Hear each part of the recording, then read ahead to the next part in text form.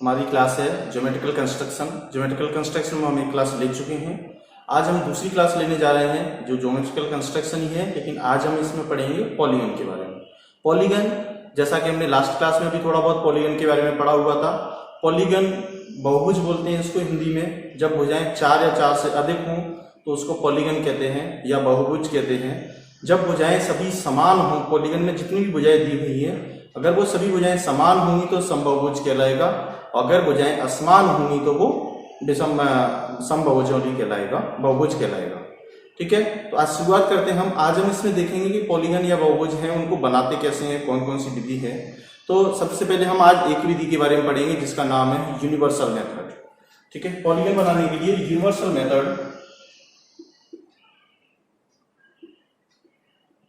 Universal method of polygon.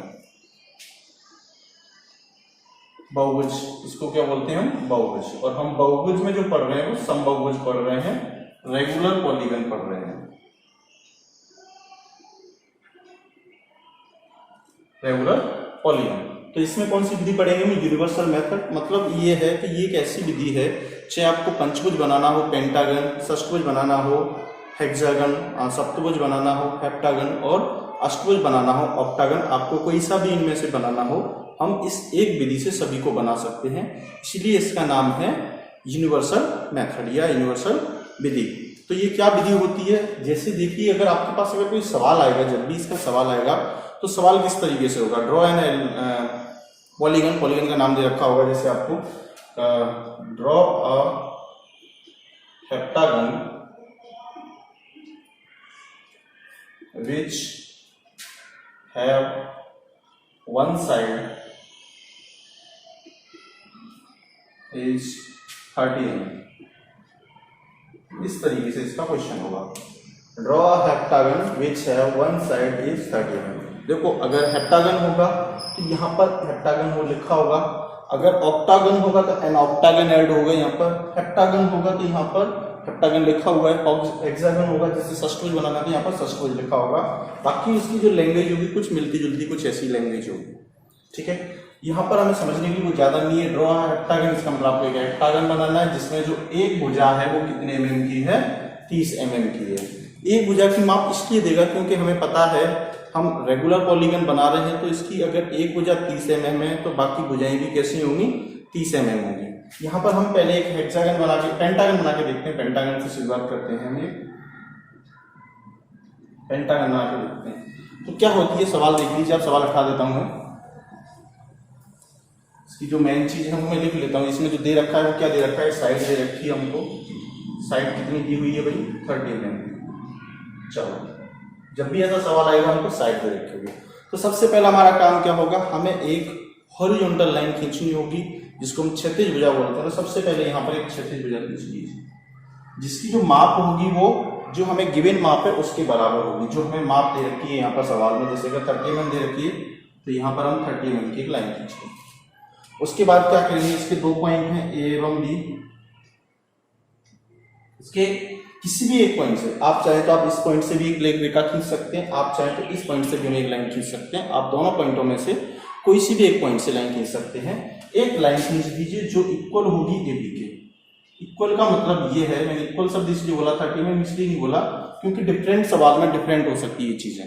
कई बार किसी सवाल में 40 mm भी साइड हो सकती है, 50 mm। कुल मिला के ये है कि हमारी ए बी जो साइड है, ए बी जो भुजा है, जितनी लंबी ये भुजा होगी उतनी लंबी हम इसके किसी एक कोने से उतनी लंबी भुजा खींचेंगे।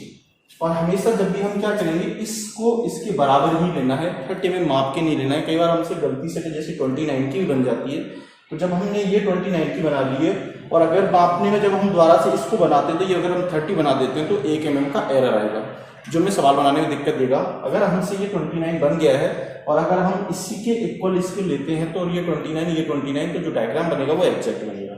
इसलिए छोटा सा एरर यहाँ से दूर हो सकता है। उसके बाद क्या काम करना है? इन दोनों भुजाओं को मिला देना है, इसको नाम सी दे देना है। उसके बाद ये जो ए बी भुजा है इसको बराबर 2 भागों में बांटना है, समद्विभाजित करना है।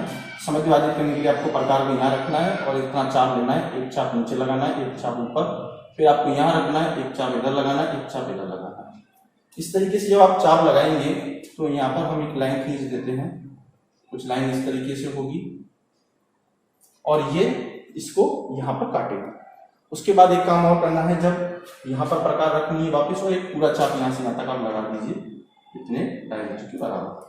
ठीक है, ये जो डायमीटर, ये जो रेडियस है, आपको इतना रेडियस रखना है इसे। उसके बाद ये जो लाइन है हमको दो बिंदुओं पे काट रही है, एक यहाँ पर काट रही है, एक यहाँ पर काट रही है। इसको पॉइंट नंबर 4 देना है और इसको देना है पॉइंट नंबर 6। उसके बाद यहाँ पर हमारे पास ये जो है, इसमें थोड़ा सा क्लियर कर देता हूँ, थोड़ा सा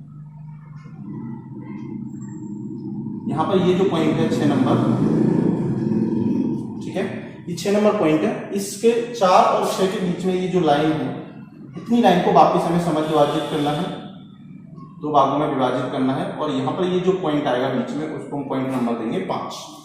इस तरीके से यहाँ तक आपको ये काम कर लेना है। अगर आपको कोई चीज समझ में नहीं आई है या फिर आपके जल्दी बेबाजी में निकल गई, तो आप उसको बैक करके वापस देख लेना, कोई दिक्कत नहीं है।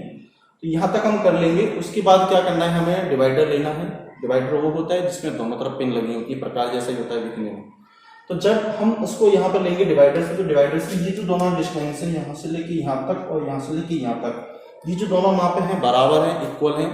तो आप दोनों में से कोई सा भी एक चाप ले लीजिए, इतना सा गैप, डिवाइडर को खोल लीजिए और डिवाइडर से आगे इतनी इतनी दूरी पर आप ये पॉइंट लगा दीजिए, जितनी आपकी इच्छा करो उतनी। ज्यादा नहीं लगाने की जरूरत है, 8-9 तक लगा दीजिए, क्योंकि इससे ज्यादा सवाल पूछता नहीं है।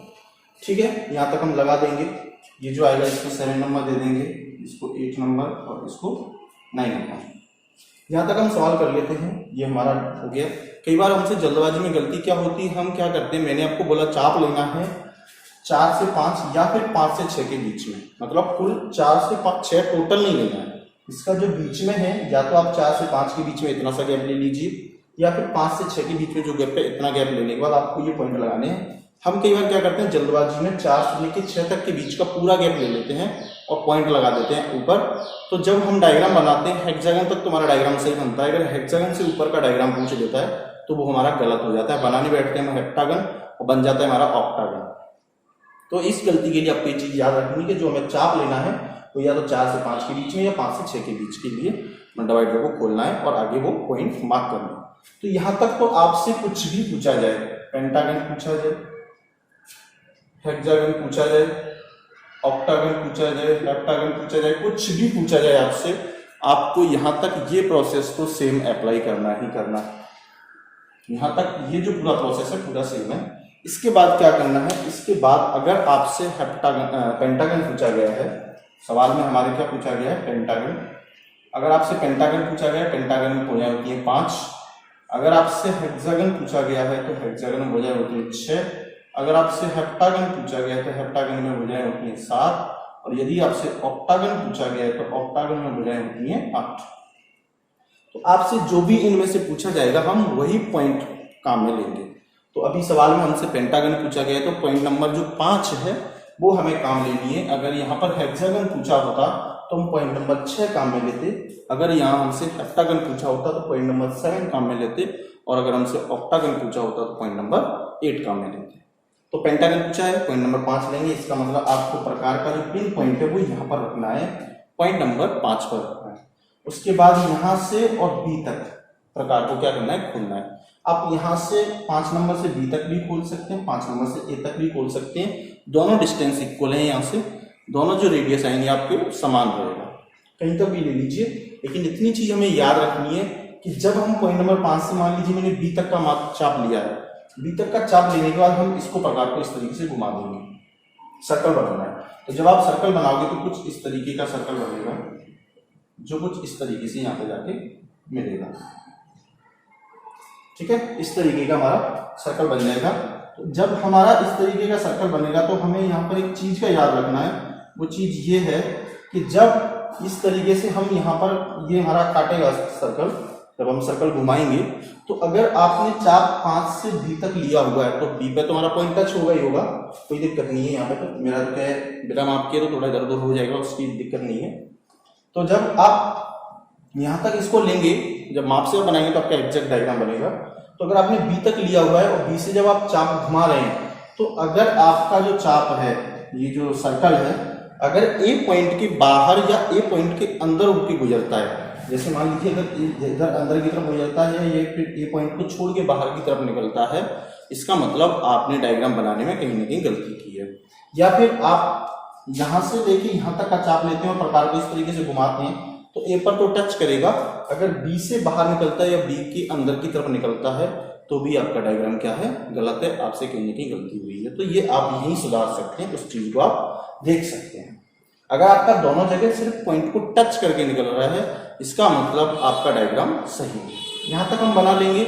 यहाँ तक आने के बाद फिर हमें क्या करना है, प्रकार में जो चाप लेना है वो AB के बराबर लेना है। प्रकार में हम AB के बराबर चाप ले लेंगे। लेने के बाद आपको यहाँ से स्टार्ट करना है, यहाँ से स्टार्ट कर दीजिए, यहाँ से स्टार्ट कर दीजिए, एक ही बात है। आपको इतनी AB के बराबर चाप लगाने हैं और AB के बराबर जब हम चाप लगाएंगे और उनको क्या करना है, मिला देना है। तो जब आप इस तरीके से कुछ इनको मिलाओगे तो यहाँ पर हमारी एक जो शेप बनेगी ये पंचभुज कहलाएगी। और पंचभुज की 5 भुजाएं होती हैं, इसमें हमें 5 भुजाएं नजर आ रही हैं। एक भुजा ये है, दूसरी ये, तीसरी ये, चौथी और 5वीं हम ऑलरेडी पहले ही खींच चुके हैं। तो इसके नाम भी आप दे सकते हो। इसको आप C है तो इसको भी C नहीं, इसको C लिख लीजिए, CDE। इसको आप कुछ भी दे दीजिए, XYZ, ठीक है, इसको आप नाम दे दीजिए। यहाँ पर ये चीजें हमारे जब डायग्राम बन जाएगा तो इस डायग्राम को बनाने के बाद हमें ध्यान क्या देना है, इसमें हमें इस चीज का याद रखना है कि डायग्राम हमारा जो मेन है वो पंचभुज है, ना कि उसकी जो विधि। तो जब हमें ये डायग्राम बनाना है तो ये जो 5 भुजाएं हैं ये थोड़ी डार्क रखनी है इनके मुकाबले। बाकी ये जो सर्कल और ये जो हमने प्रोसीजर दिखाया हुआ है उसके मुकाबले हमें ये जो डायग्राम दिखाना है, ये क्या दिखाना है, उसके बाद हमें क्या दिखाना है, इसको कैसा दिखाना है, थोड़ा डार्क दिखाना है, जिससे हमें दिखना चाहिए कि डायग्राम क्या है और प्रोसीजर क्या है। ठीक है, यहाँ तक करने के बाद इसमें करना क्या होता है, और इसके बाद आप यहाँ से हटा सकते हैं, इसका नाम लिख दीजिए पेंटागन।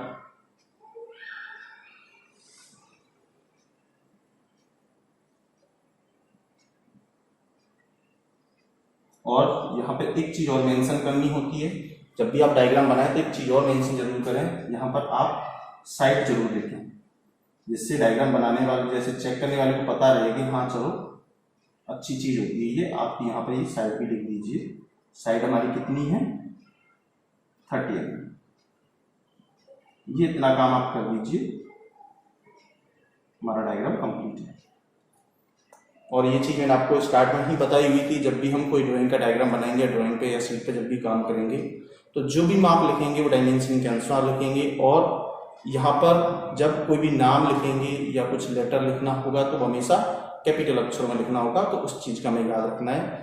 अगर आपको ये चीज समझ में आई हो तो इसे बनाने की कोशिश करें, समझने की कोशिश करें, और इससे ही हेक्सागन, हेप्टागन, ऑक्टागन ये चीजें भी बनाने की कोशिश करें। एक और क्लास हम लेंगे जिसमें एक डायग्राम और बनाने की कोशिश करेंगे, जिससे ही ये चीजें हमें और ज्यादा अच्छे से समझ में आ जाएगी। आज की क्लास के लिए इतना ही, धन्यवाद।